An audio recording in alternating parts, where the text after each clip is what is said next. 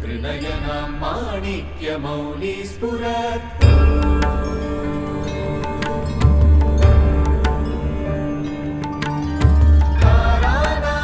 शेखरां स्मितमुखी मापीनवक्षोरुहा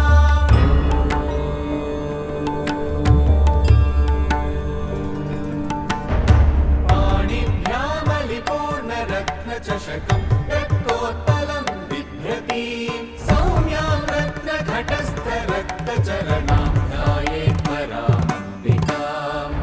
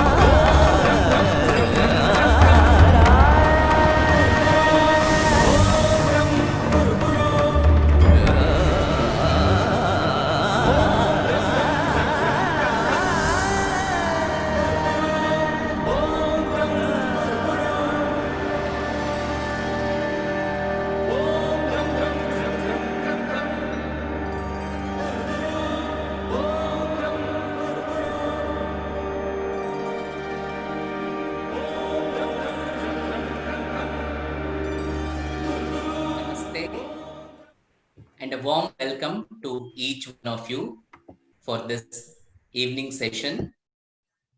We are delighted to have our friends from European Union of Yoga who will be anchoring and leading this session. May I now request Ms. Gabby Gillison and Francois Lorin to join us as the panelists. Welcome, Francois. Thank you. Welcome, Gabby. Thank you. It's lovely to have you both this evening. This is the 12th day of the Global Festival of Yoga being organized by Indica Yoga in collaboration with several other partners, and one of the important partners in this collaboration is European Union of Yoga. We have two dignitaries, two teachers from European Union of Yoga today Ms. Gabby Gillison is the president and Francois Lorin is the vice president of EUY. So they will be leading this session. Before I request them to take it off from this point, I'm once again delighted to introduce Gabby. Gabby Gillison, as most of you who are following regularly know, that she was the first teacher who started off this entire series. She taught on the very first day that we started on 21st June.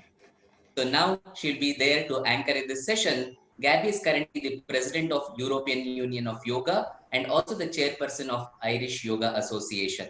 She completed her teacher training course from IYA in the year 1999 and followed up with IYA tutor training course and has been involved in the association ever since. Both IYA and EUY share the same values of upholding standards and authenticity of yoga teacher training in Europe, and is proud to be part of such family. And we here are really proud to have their association with us.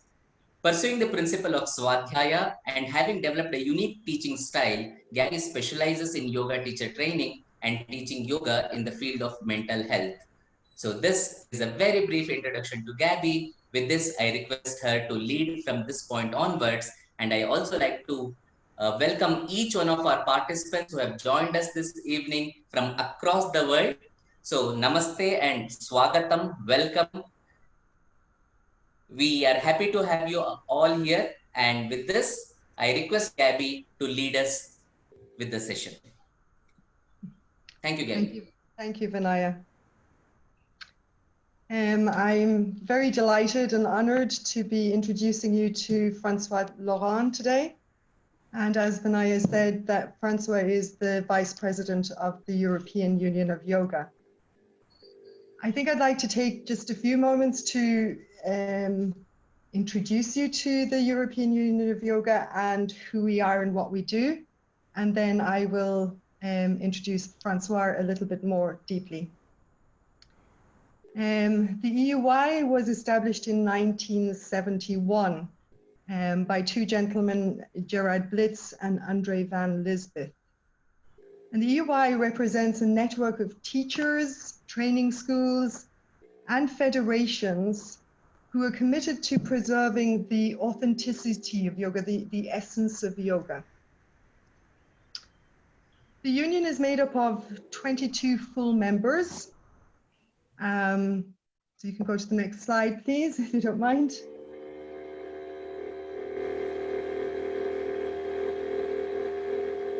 So you can see on the map that we have Portugal to the west, we have Ukraine to the east, we have members from the north, Finland, all the way down to Sicily in the south.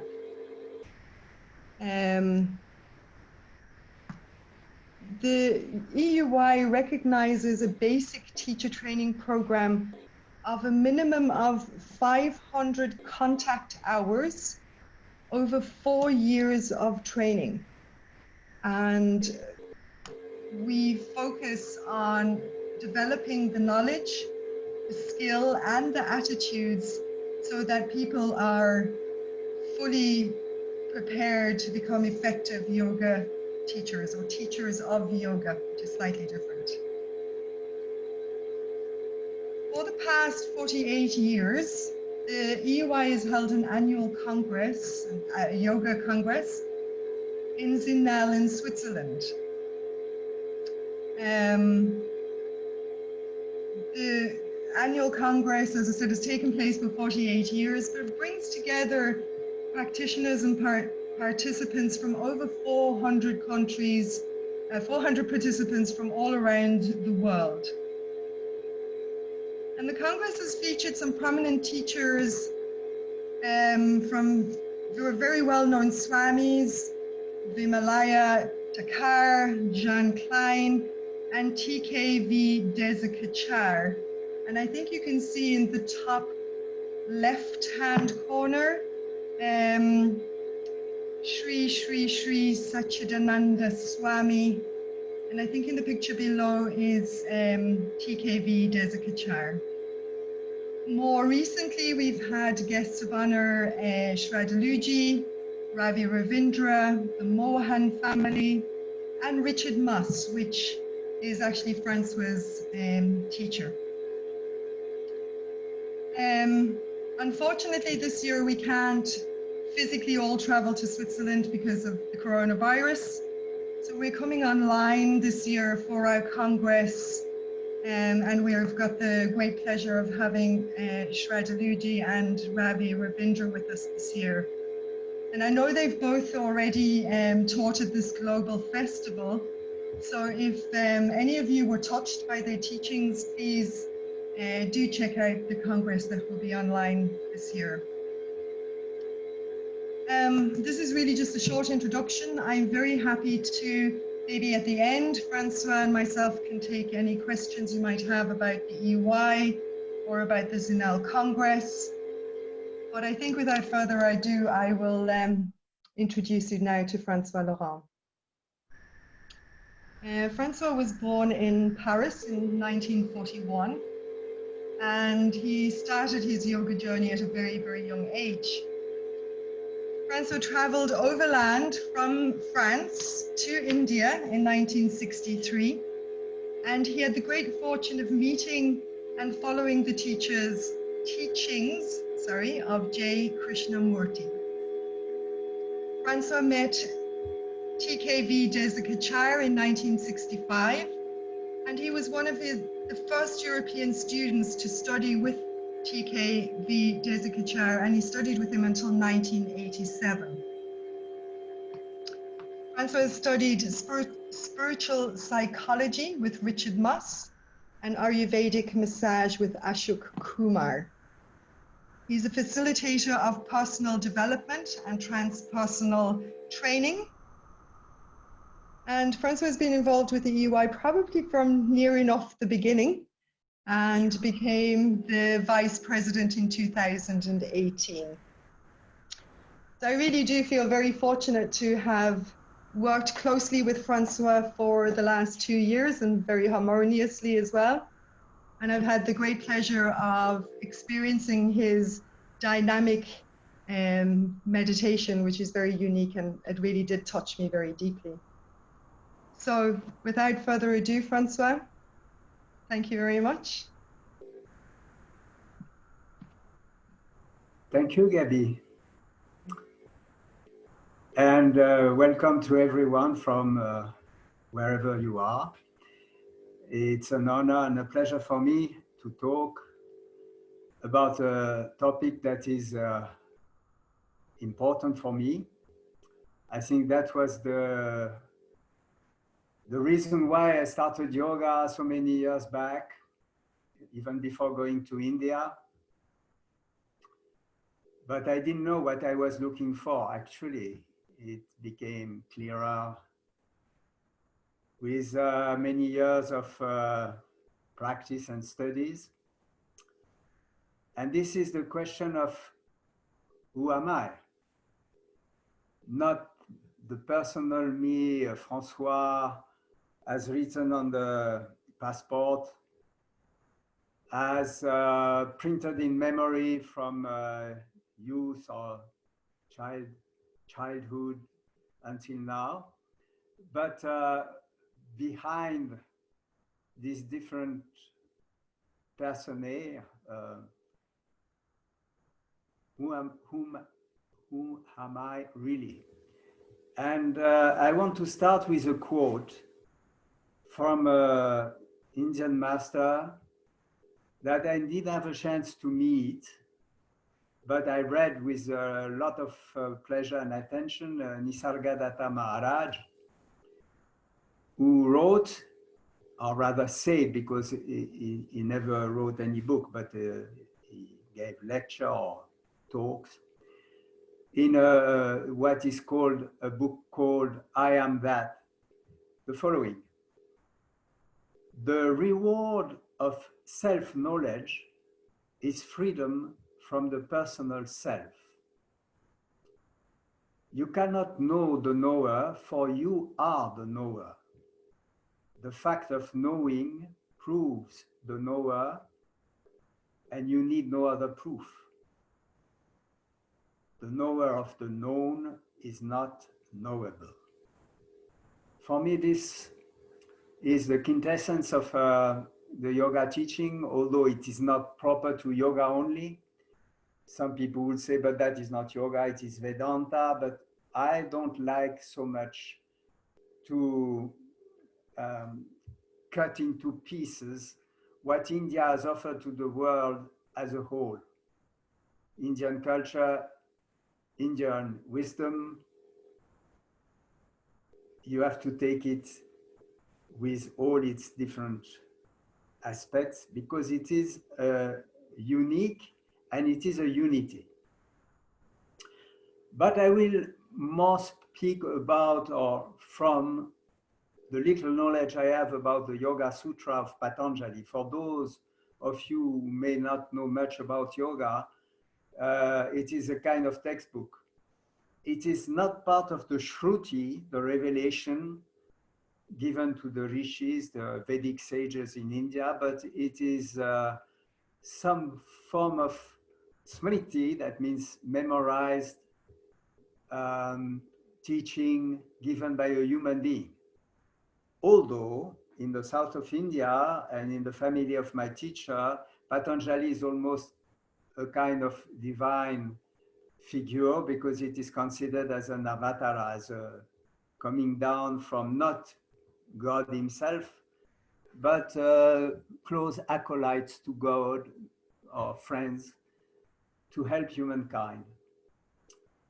And in the Yoga Sutra, there is a very interesting distinction made between consciousness, which is in Sanskrit called chit, and that which looks like being conscious, chitta, which most people translate as mind, which we French have a difficulty because we don't have an equivalent term covering as much meaning as mind in English.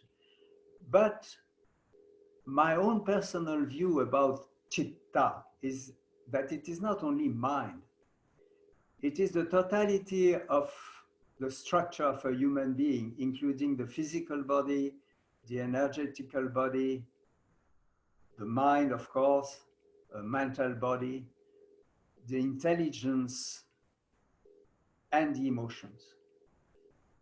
And because when you see the description of the functioning of the mind in Yoga Sutra, you see that it is not only a question of thinking. The whole body is involved. For instance, one of the functioning of chitta is deep sleep. Deep sleep is a condition of the brain, and brain part of the body.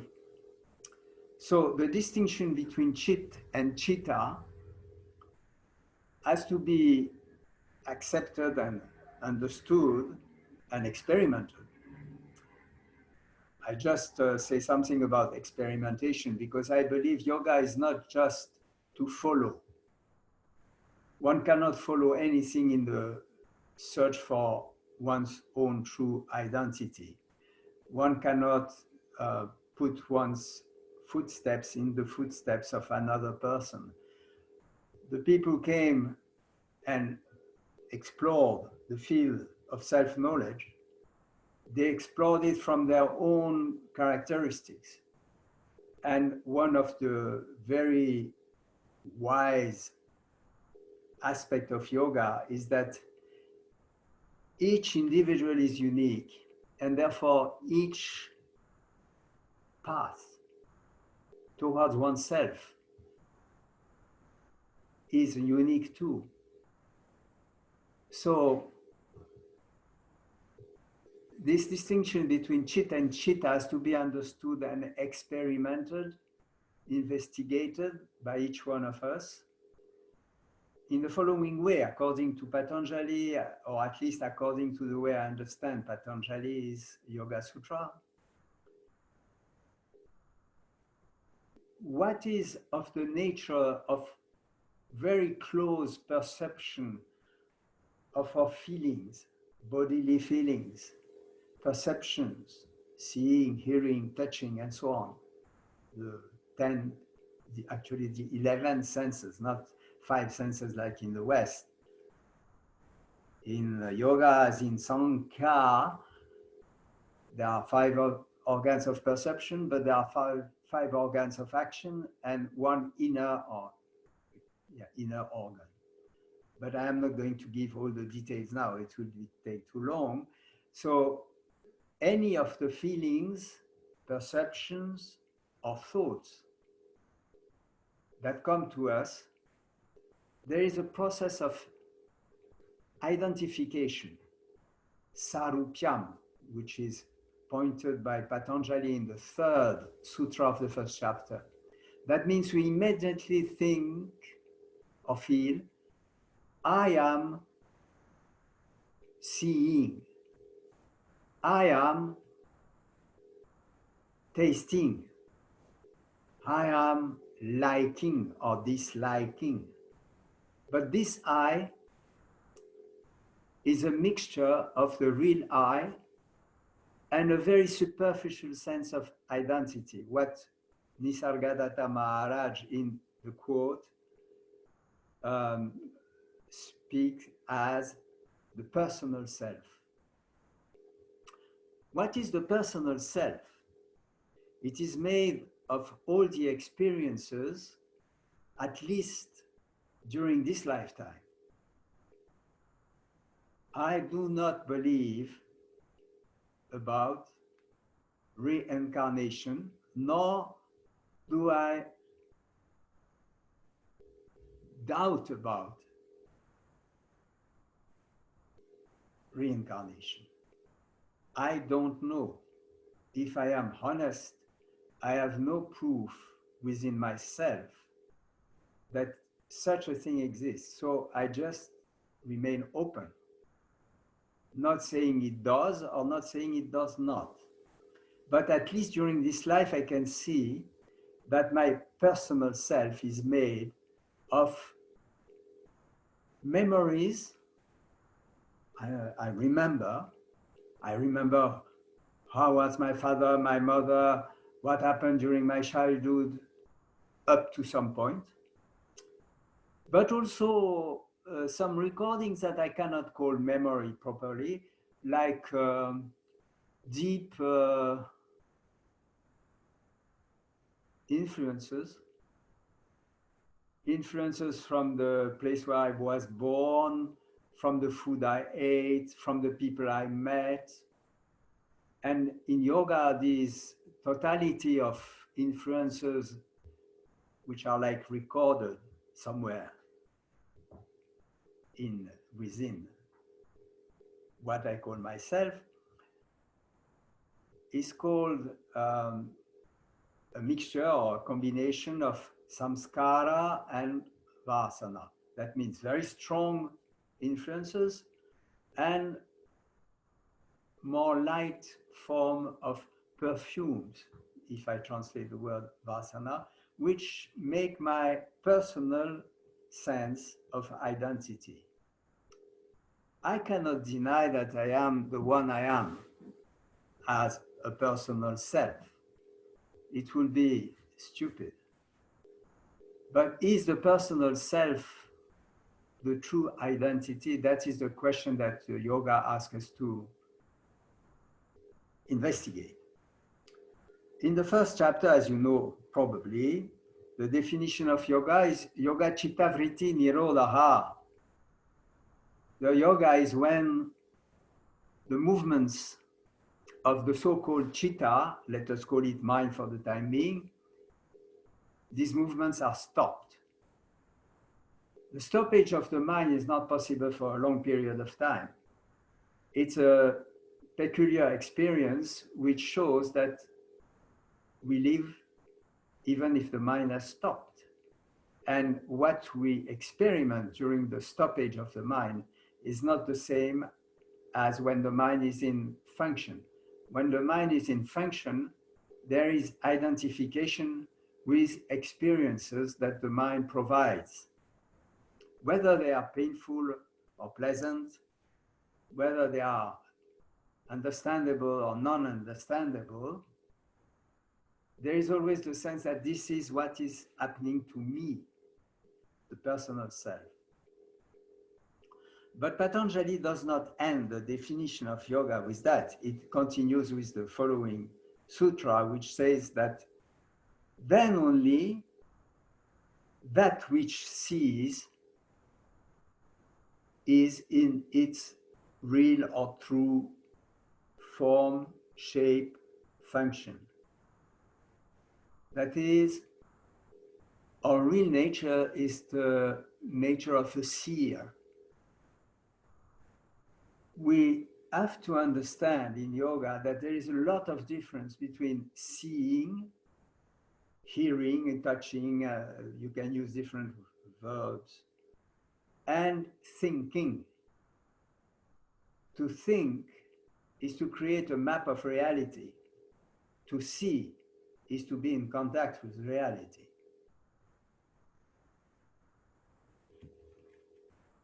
Modern education, not only in the West, in India too, I believe, is to help us to grow more and more skillful in thinking, because thinking is the main tool through which humankind has been able to survive.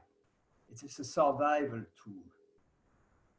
But it believes to be that which can help us to understand, for instance, whom we are. And this is a mistake. We cannot understand whom we are. We can only see whom we are. So this distinction between thinking and seeing is very important. So as to have time to see if you have questions and answer to these questions, I won't go further into that, but I want to point out that Patanjali, in this Yoga Sutra, explains that the mind in its native state is like a pure jewel. It is transparent. It shows what truly is without any interference from within. And the accumulation of the samskaras and vasanas, a bit like a dust that accumulates itself into a room, will make the chitta less and less transparent and more crowded with factors of pain, factors which he calls kleshas, afflictions. The second klesha is asmita, the sense of I am, I amness. And one has to understand that there is two ways of understanding the asmita in the Yoga Sutra. There is asmita klesha, a false sense of identity, the personal self, and asmita rupa, the pure form of I amness. Because each one of us deep within knows that he or she is. And I say he or she, which is not very correct, because in English, like in French, there is no neutral, like in Sanskrit. In Sanskrit, you have the neutral for Brahman, which is neither he nor she. What our personal or true identity is not sexually differentiated. And that's why it is called pure consciousness. It is like an open space that includes everything, that rejects nothing. And to end this talk, I just want to ask you, like I do now, to close your eyes. Maybe you have some sounds around you, at least there is a sound of my voice. You please direct your attention to the sound that is the most pregnant for you now.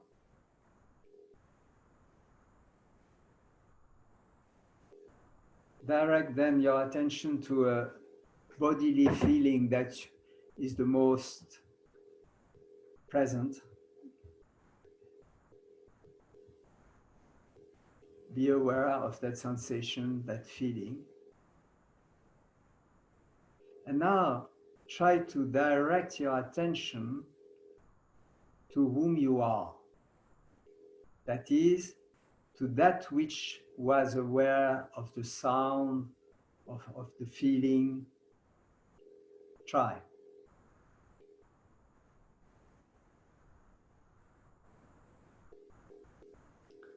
And you will discover, maybe you have discovered, that there is no way of turning the attention back to its source, because, as Nisargadatta Maharaj pointed out in the beginning, we cannot know the knower since we are the knower.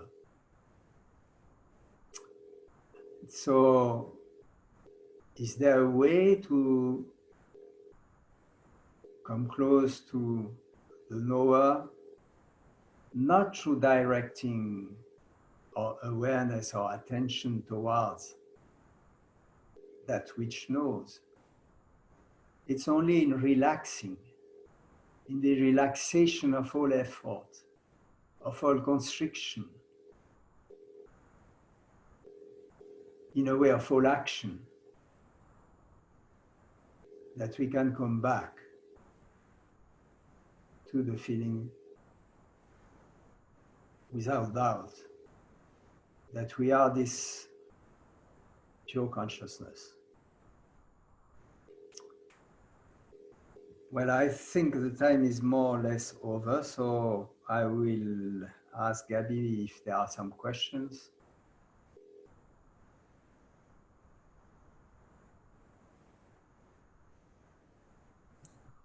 Thank you, Francois. That was lovely. Thank you, Gabby. There are a few questions here.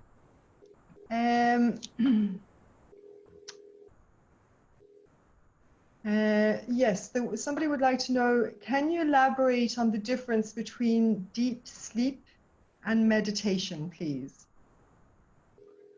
That's a very good question. In deep sleep, the body functions at a minimum level, and what we can call mind, if it is deep sleep, is resting. There is no image like in dreams. So there is no story. There is no content. And therefore there is no memory of any experience when we come out of the deep sleep, except a sense of rest, of refreshment, of having gone deeply within something that some people fear, like a kind of death. In meditation, the mind is not resting. The mind is still active in the sense there is a watchfulness, and it depends, of course, what type of meditation the person is talking about. If it is a meditation with a prop, a support, there is the trial to stay with the support. I don't call that meditation personally. It's more like concentration. It's more like dhyâna. If it is without support, the mind is not asleep. The mind is like watching a succession of events that have not been planified. And this succession of events is seen, if possible, choicelessly, and therefore does not leave some conditioning. And this will create a sense of quietness in the structure of the body and of the mind, up to maybe the meditative state, where there is full alertness, full awareness, but without the sense of personal self, which is the definition given by Patanjali of samâdhi. So there is a lot of difference. Some texts explicitate, explain, sorry for the English, that in deep sleep, pure consciousness does not see itself because the body-mind, the structure of the body-mind, is pervaded by the guna, the quality called tamas.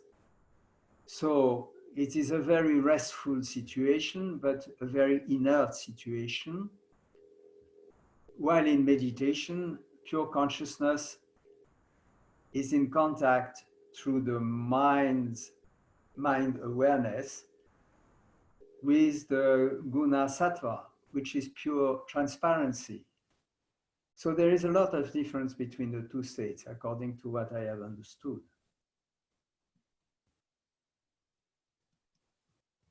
Thank you, Francois. Francois, there's been a request if you could maybe speak a little bit more closely to the mic. It's a bit hard to sometimes hear you, please. Oh. I'm going to try and combine 3 questions into one, if that's okay. Let me see. The one question is from Jane, and she says, we cannot understand who we are. We can only see who we are.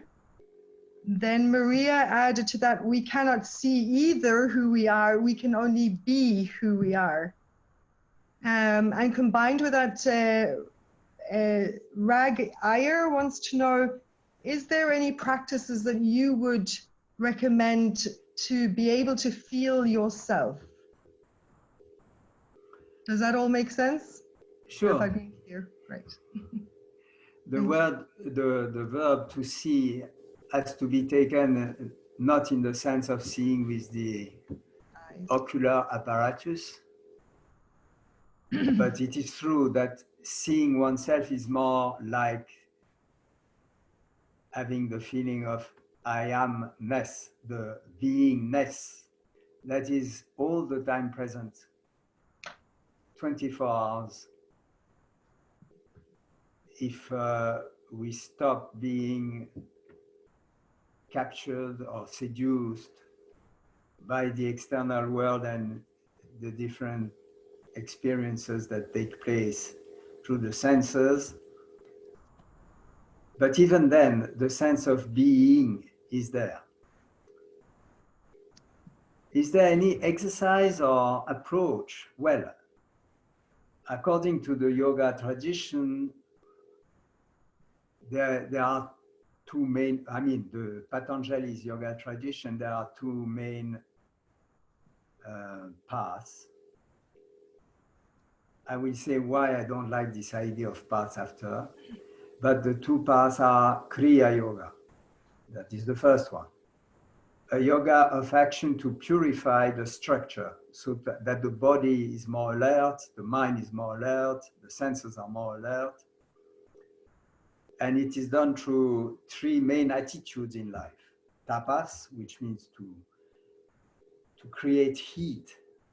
That means not to sleep all the time or to be happy with easy solutions that are no solutions, but to do some kind of inner work. And for instance, if you have a habit, change the habit. If you are lazy, put yourself to a routine of practicing daily asanas or something else.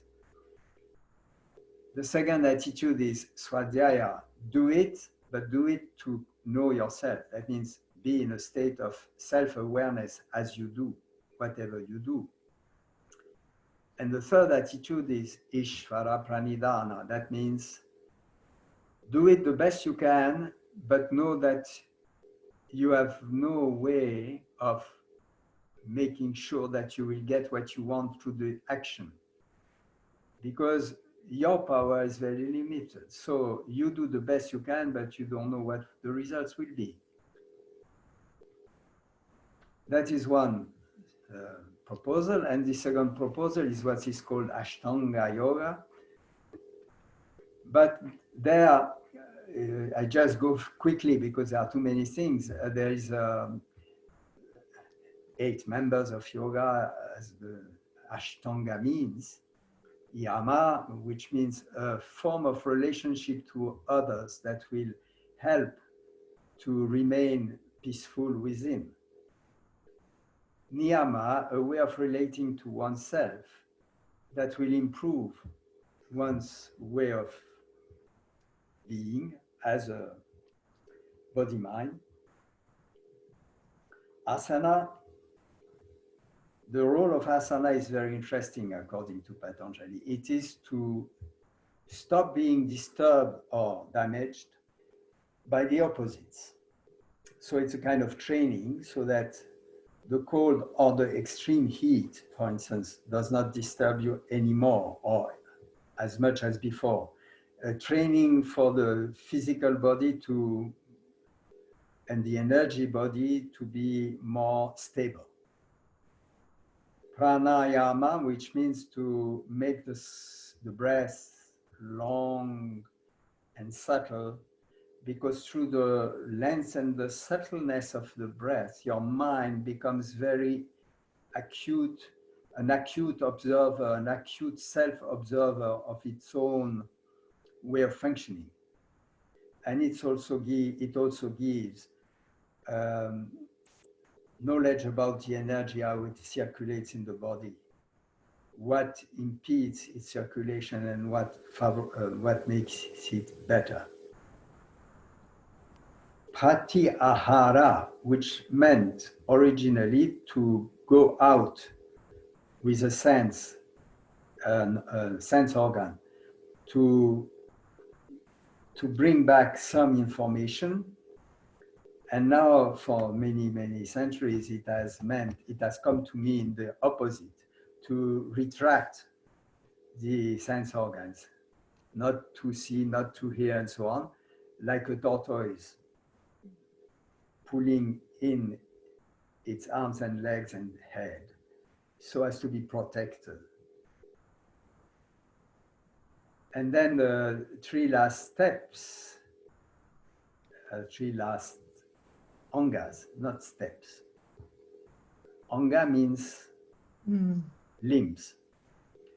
The 3 last limbs of yoga, to be able to keep one's attention on one point for some time, dhyâna, to broaden the relationship with that on which the attention is fixed, dhyâna, and to broaden it so much that the sense of personal self or personal mind momentarily disappears, so that there is only the object on which the attention was put that reveals itself. But these 8 limbs of yoga are not supposed to bring self-knowledge. What brings self-knowledge is what is called viveka, the capacity to discriminate clearly between 2 things that are so close to each other and so looking the same, that it is very difficult to discriminate. And these 2 things are chit, pure consciousness, and chitta, personal consciousness, the consciousness that has been loaded from long time with a lot of influences and to which we are identified.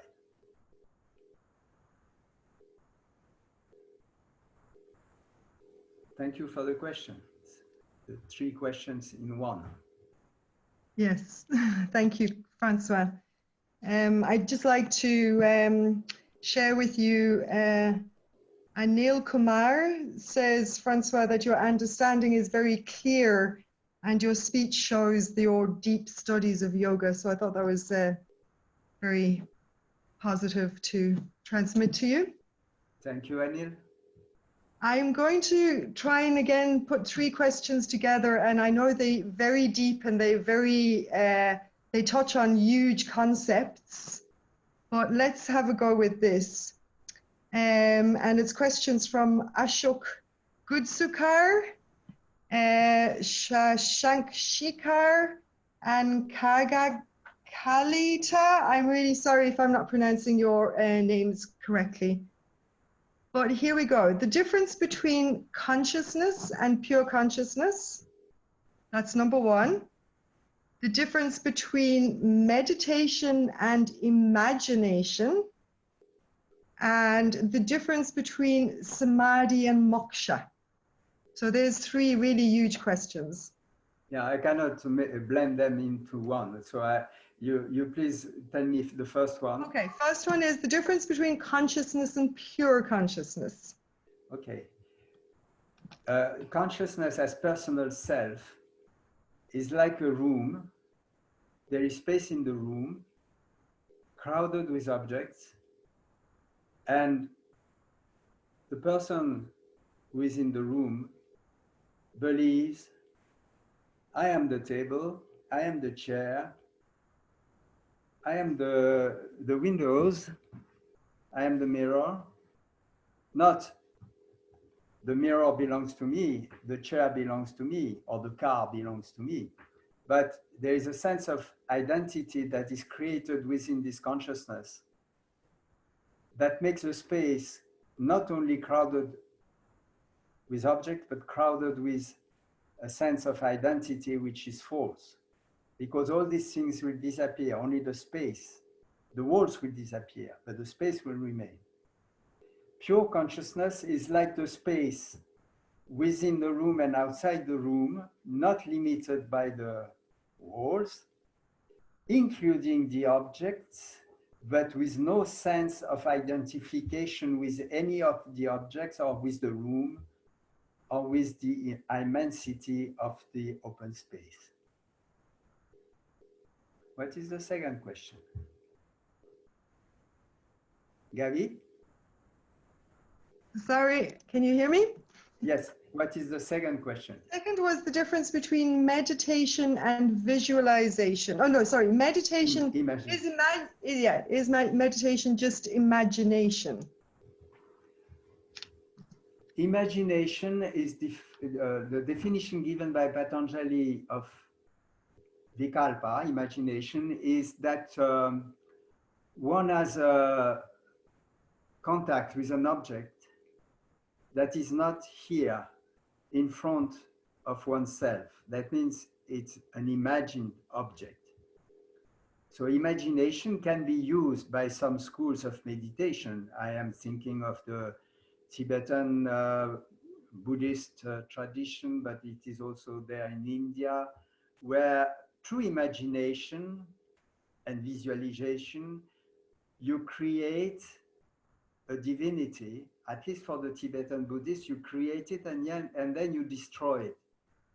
It's a form of meditation. It's not the form of meditation I am using or keen on, because it's a very powerful tool, but I don't think it helps in any way to remove the sense or reduce the sense of personal self as being oneself.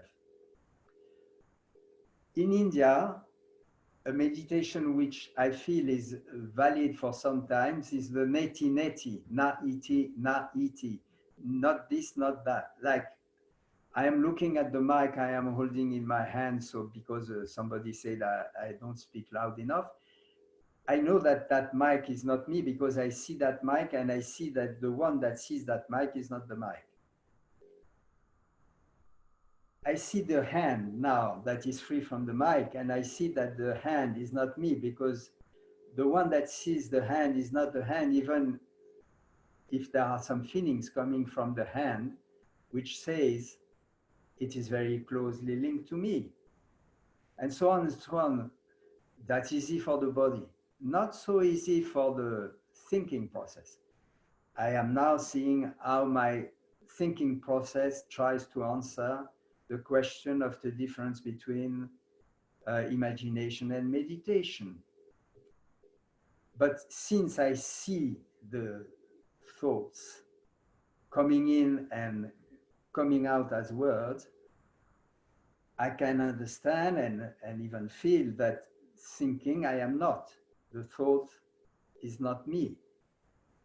The thought is being thought very close to me, but it is not me. And then the most difficult aspect is emotions.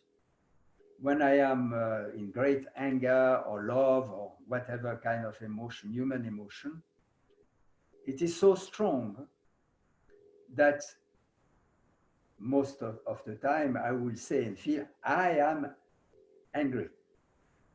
But actually the anger can be watched. And the one who is watching the anger cannot be the anger. So by this process of na iti, not this, not that, I can come closer to what I am really. This is my answer. Thank you very much, Francois. It's really difficult to choose the most There's relevant. a third one. Oh, sorry. There's Yes. there's Third a one third was the difference between samadhi and moksha. Moksha means liberation. Samadhi is a means to moksha. But nirvija samadhi is synonymous of moksha, because in the Yoga Sutra it is that which ends the first chapter and that which ends the story of the identification to a personal self. But there is this difference. You can have many samadhis and yet not be in the state of moksha. Like the story of this great guru who could enter into samadhi. And one day his wife came to him because she saw that he was going to his meditation room. And she said, what kind of curry do you want me to cook for you? And the guru said, well, you know, the one I like best. So she went back to the kitchen and prepared the curry. And after a few hours, the curry was ready, and she came to the hall of meditation, and she saw that he was still in rapture in samadhi, so she dare not disturb him. So she went back to the kitchen and ate her curry and kept the rest for some time because there was no fridge at the time. But she thought in the evening it will still be good. So in the evening she went back to the hall and he was still in meditation. And the story goes on like that. After a few days or maybe weeks, he came out of the meditation hall shouting, wife, where is my curry? Well, he was in samadhi, but he was not knowing what moksha is. I hope you understand the point. Thank you. Thank you, Francois. That's wonderful. Maybe some recommendations. Somebody would like, Ramakrishna Raju Naidu says that it's really difficult for him to meditate. Would you have any basic hints, basic points to guide him?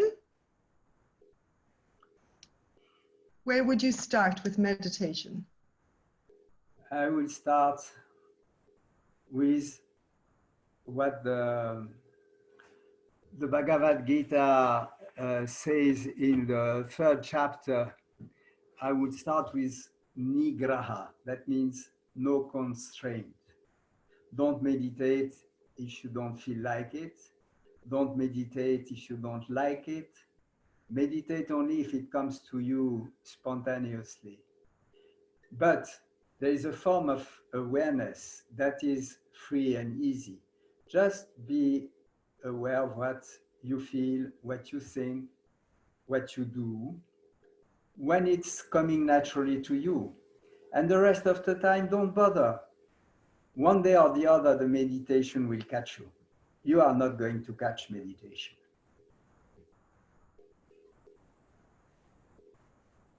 That's the end of my answer. That's great. Thank you, Francois.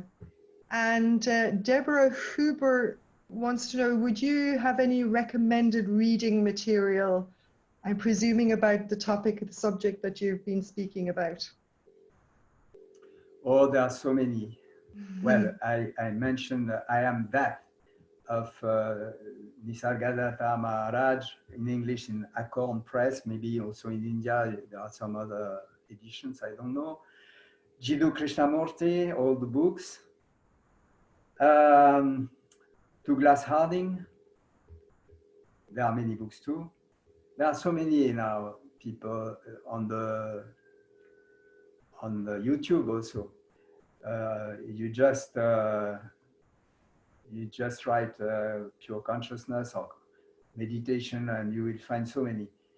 Personally, I like very much Abhinavagupta, if we have to speak about people from the past. Hymns of Abhinavagupta. Of course, books. They are a bit like a trap. I mean, it's easy to read and have the feeling that you have understood something, but unless you put it into practice, it is just more acquired knowledge.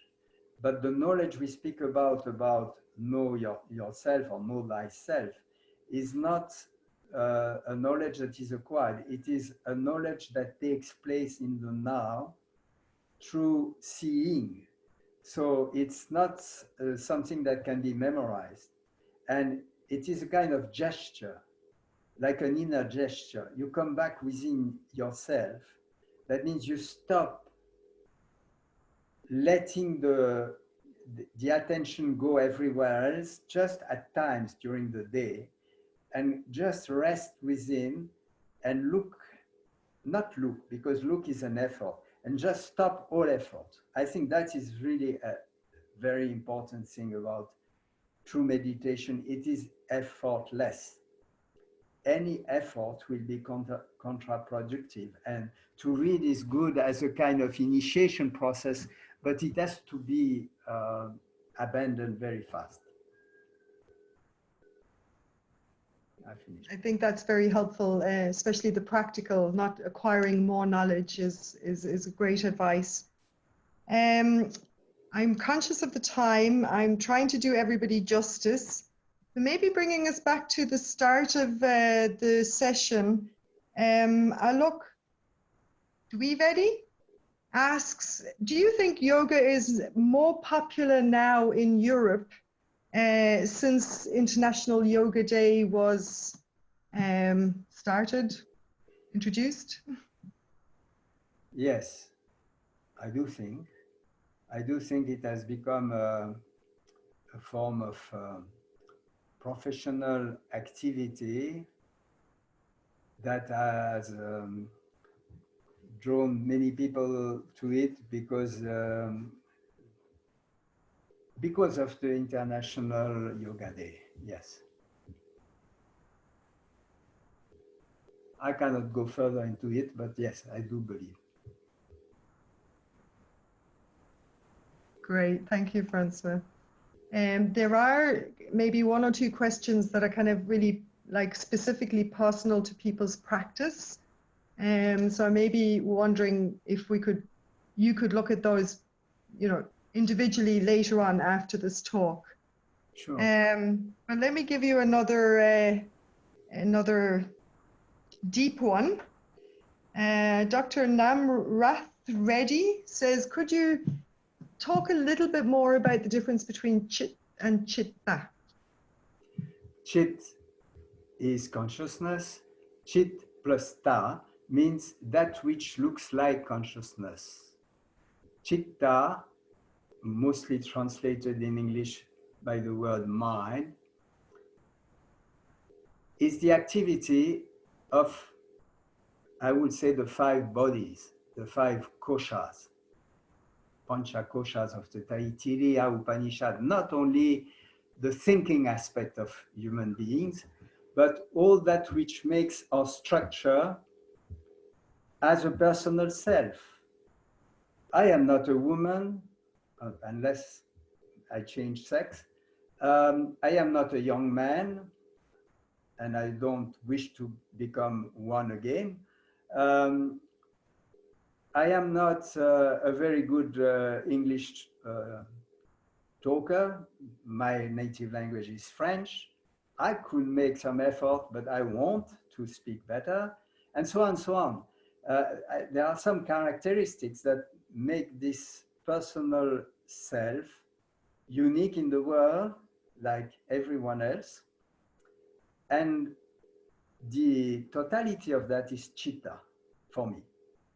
While chit is that which is there, which cannot be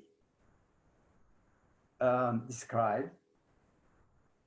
Like if I come back to the example of the room and the space, you cannot describe, you can describe the walls, the ceiling, the floor, the furniture, and even the space within the wall. You can say it is small or big, but the space itself you cannot describe, and you cannot give a shape to it, a shape that would be the shape of the space, independently of the walls. So the space is the best example I can think of to discriminate consciousness as chit from personal consciousness as chitta.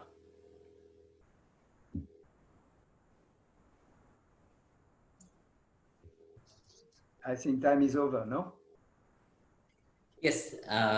Thank you, Francois, for pleasure. Keeping before us a very complex subject in a very simple language. Consciousness, understanding consciousness, its nature, its manifestation is not very easy, but you really have put in great efforts to present it in a way that each one of us can understand it. And I am also appreciative that you did it in English for all of us. Thank you very much. Thank you to you all, and it was a pleasure for me. Yes. Maybe I am also a little inspired to ask a question. Gabby mentioned initially that you walked all the way from France to India. Not walk, So drove. You drove down. Okay, Yes. What was the inspiration? Oh. And how did all this journey begin? This journey began because I had two friends at the time. One of them has become a very well-known jazz musician in France, who decided to go to India, and they knew that I was practicing yoga on my own for about 2 years. And they suggested that I should come with them, knowing that I could afford the money needed to buy a car and do the journey. At that time, I had a little money, and the idea was the one. I liked the idea, so we left. And we stayed together up to Lahore in Pakistan, where they decided to, each one in a different direction, go by train, and I continued on my own. And I visited India during 3 months. The ashram of Shivananda in Rishikesh, but he died just before I came. It was in August. He died early August. I came at the middle of August, and so on. So my encounter with India was India itself more than yoga, actually. And it was a big shock for me. Okay. A good shock. Maybe I request Gabby also to join us. Yes, Gabby, thank you. Both of you can respond to this question. Like EUY has been an umbrella organization for many federations, national federations. And you also have a very intensive teacher training program of 4 years. And all the federations follow these norms. And today we have a short teacher training programs coming up everywhere. So do you find it challenging? How do you cope up with this situation? Yeah, any thoughts on this, thoughts and comments? Francois, do you want to take that? Yeah. Oh, okay. Gabby, please do. Yes. There is a tendency, I suppose, in the West for yoga to be seen as purely asana, and as a physical form of exercise rather than a practice of self-exploration. And I suppose when the EUI was established in the 70s, there were close links to Indian teachers. So I think that's where the respect of the essence of yoga came from, and we do our best to protect that. I mean, it's not easy if you give somebody a choice if they want to do a 4-year teacher training course or if they want to do a 2-month teacher training course. But I do think that as time has progressed, people realize that after 2 years, they don't know enough to go out and teach. I mean, saying in that, even people who've done a 4-year teacher training course still feel that it's the start of their lifelong journey. But we do believe that, you know, and I can only at this point talk about the Irish Yoga Association, the system, the training course that we have is that it takes a long time to integrate not only the asana, but the pranayâhâra, the philosophy, the meditation practices. And once you've absorbed them, it takes a while then to be able to share what you have experienced, what you've what you've understood, what you've experienced. And so that takes time. And I think to respect the practice of yoga in its fullness, I think it does need that time. And I'm sorry to interrupt myself, but I don't know if I said that at the beginning. Even though we say a recommended minimum of 500 hours, a lot of our federations have a lot more hours than 500.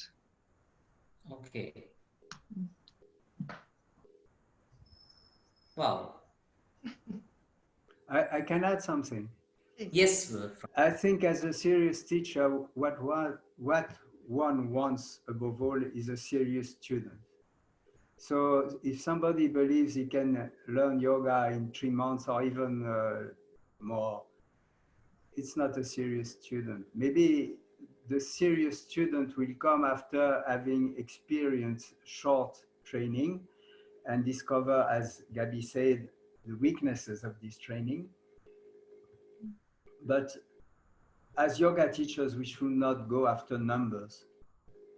We should go after quality. I think that was a very precise point as to what the yoga teachers, yoga fraternity should look into. The quality of it and the measurement is in the transformation that is visible to each one to oneself and to the people around. Yes. Yeah. So with this, I request both of you to share a parting message, the message that you would like to share with the yoga community who have joined us from all over the world. Today we have people for this session from US, UK, and Europe, and many other parts. I mean, within India itself, we have many people who have joined us. So we would like to hear what would be your message for their practice, for their sadhana, anything that you would like to share. But before that, we would like to make the announcements for tomorrow's events. May I now request Srinivas ji to kindly share the posters for tomorrow. So tomorrow morning, once again, we start with a practice. We have the practice led by Shri Nitesh Batra ji, who is the founder of Mindful Initiative. He is also the founder of the Ashtanga Sadhana Center in Bangalore. So he will be leading a session on the art of Surya Namaskara. This will be a practical session. So please be prepared and join for this practice session. And in the noon, in the second session, we have Dr. Siri Ramaji, who is an Indian classical dancer, choreographer, and dance teacher based in Singapore. She will be leading a session on Rasa Yoga, dance of emotions. So as we have mentioned earlier, we are looking this at as a festival where every aspect of yoga is being celebrated and no aspect is left out of it. All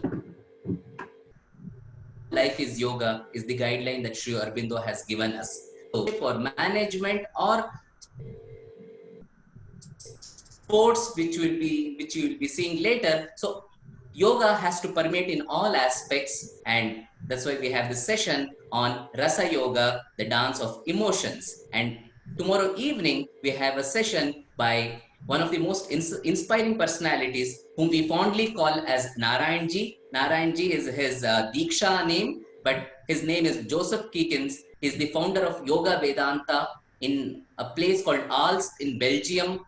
He is more than 85 years old, but his enthusiasm can shame any youngster. That's the kind of enthusiasm, the drive he holds. He even today teaches asanas, philosophy, and kirtans to hundreds of students in a place called Als in Belgium. So he will be joining us for tomorrow's evening session on Bhagavad Gita, the yoga book par excellence. And I must say, Narayanji was directly connected with and inspired by Swami Shivananda, under whose guidance he started the yoga practice. So he will be joining us. I invite all of you to join us for this wonderful celebrations that are happening day and day. So tomorrow, again, you have this very eventful day.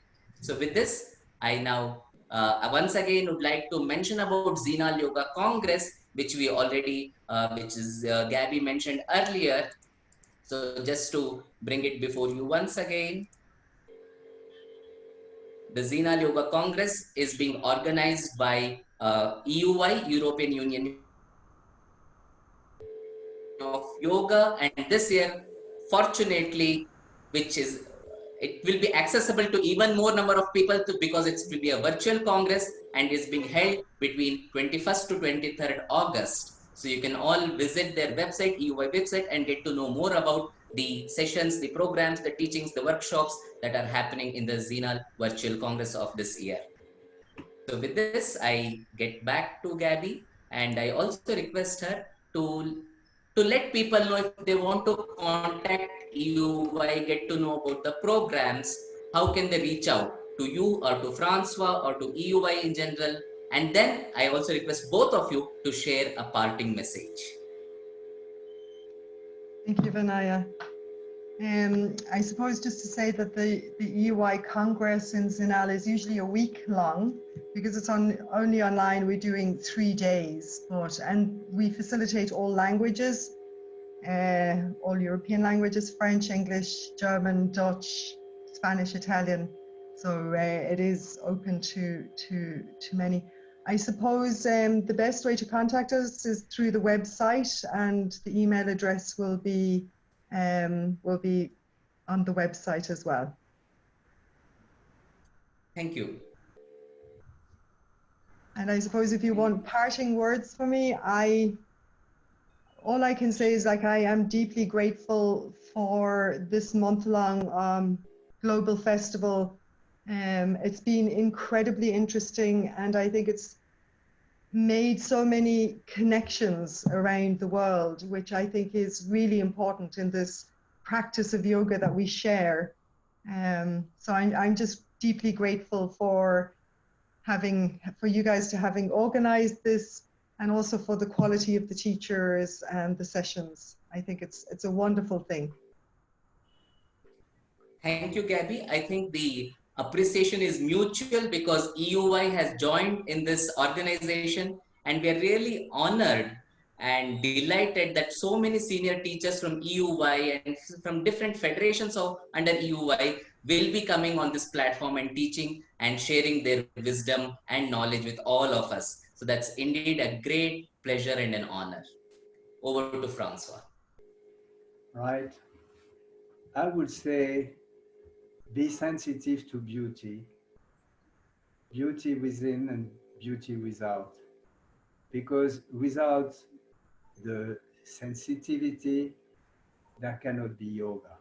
Yoga is not something of the mind. It is something of the heart, and sensitivity is the clue or the key. Thank you very much. Thank you. That was a beautiful message to connect with the beauty within and without, the rasa. And tomorrow we also have a session on rasa. So I I think heard that. it's yeah, there is a sequential flow of unfolding of this beauty in the path of yoga, I guess. So thank you very much once again. And I also would like to thank all our participants, and also would like to apologize. We were not able to take all your questions. I can see the list is quite long. It is about 34 questions now. Maybe what we could try is to download those questions and pass it on to the speaker, Francois. And if possible, if we get the responses, then we'll try to put it up on the Indica Yoga YouTube channel or wherever it's possible. But I thank you very much, all the participants, for joining so diligently day by day, and also partaking in this entire yajna. This is a sort of a yajna, the yajna of knowledge that is going on, and we are extremely grateful to EUY as an organization and all its members and its top management for the support that they have extended and made this wonderful event a possibility.